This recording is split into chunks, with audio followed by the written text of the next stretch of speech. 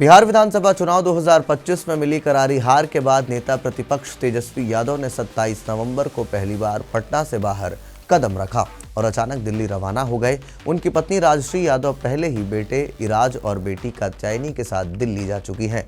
Patna airport पर media ने जब समीक्षा बैठक और हार के कारणों पर सवाल किए तो तेजस्वी बिना कुछ बोले आगे बढ़ गए। चुनावी परिणाम 14 नवंबर को आए थे। एनडीए ने 202 सीटें जीतकर सत्ता बरकरार रखी, जबकि महागठबंधन को सिर्फ 35 से 40 सीटें मिली। राजद को 2020 के 75 से गिरकर महज 25 सीटें ही मिली।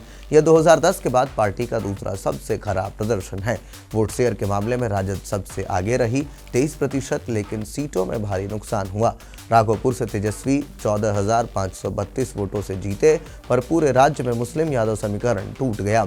14 नवंबर से 27 नवंबर तक तेजस्वी ने एक भी सार्वजनिक बयान नहीं दिया, न प्रेस कॉन्फ्रेंस की, न सोशल मीडिया पर कोई पोस्ट डाला, न कोई राजनीतिक कार्यक्रम में हिस्सा लेने पहुंचे। यह खामोशी राजनीतिक हलकों में चर्चा का विषय बनी हुई है। 17 नवंबर को राजद विधायक दल ने उन्हें फिर नेता प्रतिपक्ष चुना, लेकिन परिवार में कलह ने मुश्किलें बढ़ा दी। 15 नवंबर को बहन रोहिणी आचार्य ने लालू आवास पर तेजस्वी के करीबी संजय यादव और रमीज पर टिकट बेचने का आरोप लगाते हुए परिवार से दूरी का ऐलान कर दिया।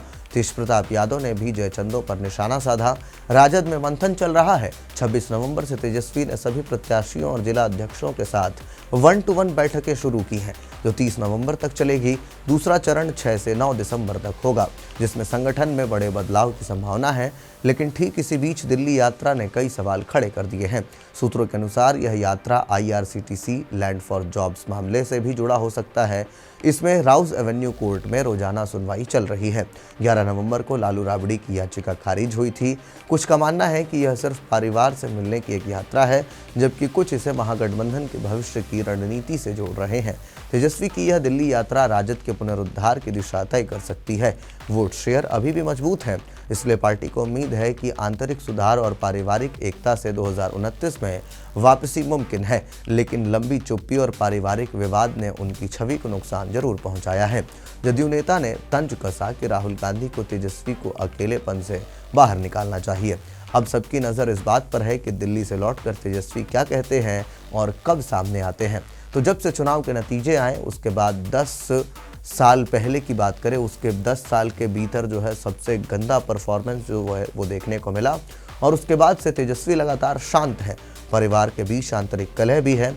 दिल्ली रवाना होने के पीछे क्या कारण है? क्या पारिवारिक जो गतिविधि है उसको संभालने की कोशिश है, या पार्टी को मजबूत करने के लिए कोई विशेष विचार करने की तैयारी है?